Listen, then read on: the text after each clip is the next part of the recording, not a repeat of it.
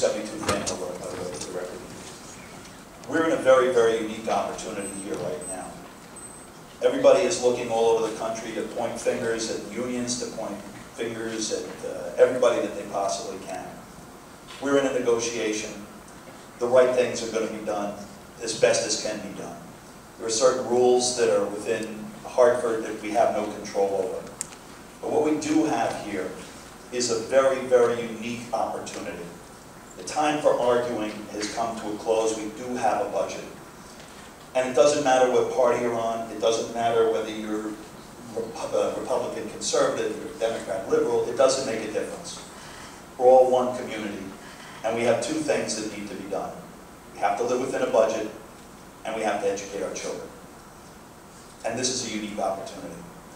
In the NHL, I'm a big hockey fan.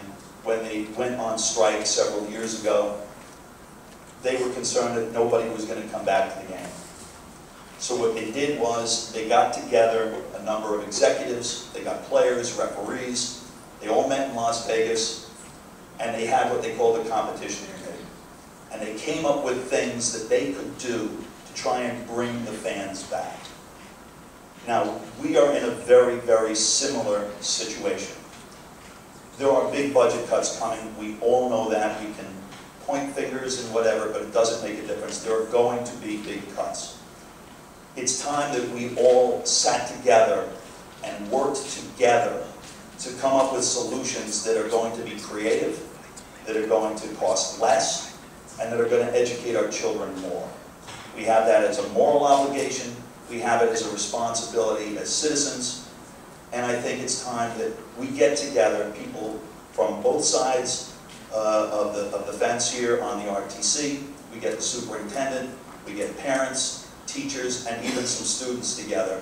Let them sit down. This is a creative area. Fairfield County is chock full of creative people. And let's sit down and come up with ideas. Ideas that will work. Ideas that will help. And let's put them in use. Let's try things to make them work. And I think that this community is more than capable of doing that within the budget constraints that we have, with the proper negotiation with whatever is going to happen with the teachers. And I think if we do that, we'll do the best that we can for our children and they'll all benefit. I want to thank you again for the opportunity. Mrs. Stone.